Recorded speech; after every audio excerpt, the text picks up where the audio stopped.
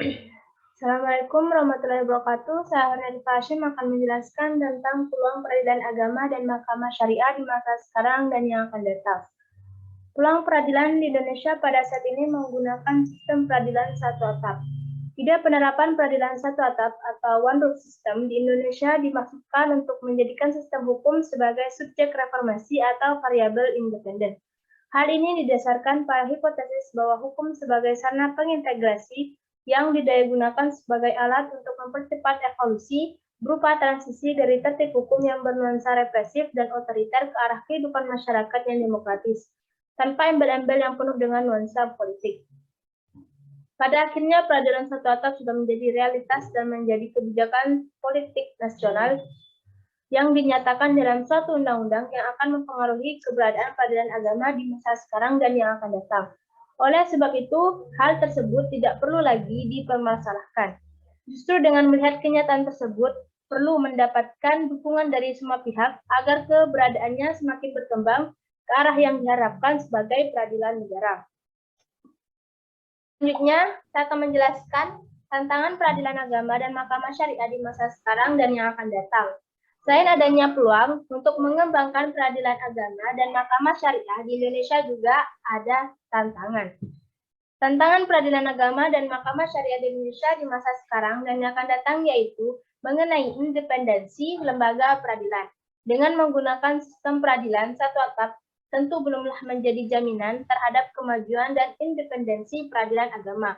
Walaupun perangkat peraturan perundang-undangan yang menjamin untuk itu telah ada, namun apabila tidak didukung oleh mekanisme kerja yang solid dan sumber daya manusia yang memadai, serta proses pelembagaan peradilan yang kurang tepat, maka produk lembaga peradilan yang akan didapatkan hanya sebatas pada keadilan formal semata, belum sampai pada keadilan substansial.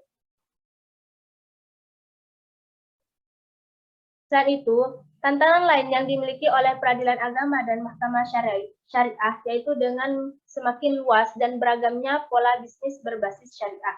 Secara otomatis akan menimbulkan banyaknya pula potensi sengketa.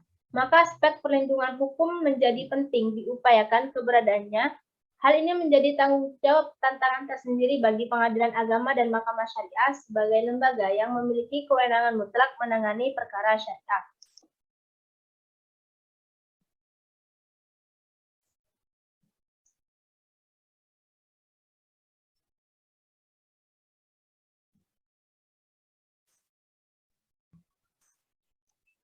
C. Upaya-upaya konkret untuk mewujudkan peradilan agama dan mahkamah syariah sebagai institusi independen dan terhormat.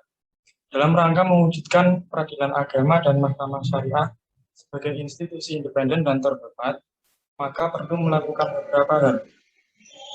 Yang pertama, perlu mewujudkan sistem administrasi, misalnya anggaran belanja yang mandiri, karena selama sistem anggaran belanja kekuasaan kehakiman tergantung pada pemerintah sebagai pemegang kas negara, maka dimungkinkan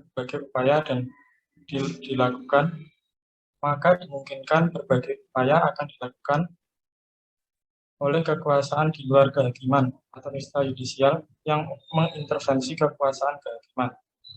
Yang kedua, mengadakan sosialisasi, menjadikan masyarakat sadar hukum.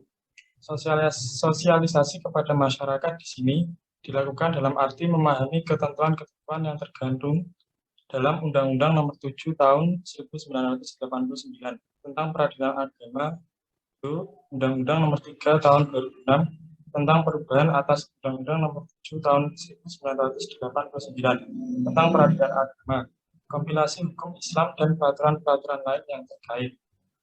Menggunakan teori kerukunan dan musyawarah sesuai prinsip negara demokrasi Islam dan negara Pancasila. Yang terakhir, nomor 4, yakni menggunakan teori al-maslahah.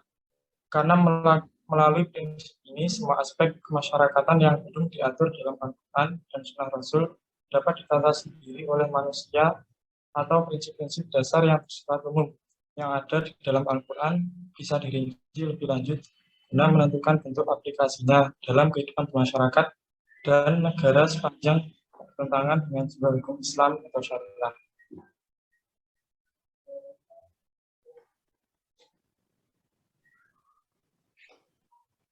Sekian dari kami. Wassalamualaikum warahmatullahi wabarakatuh.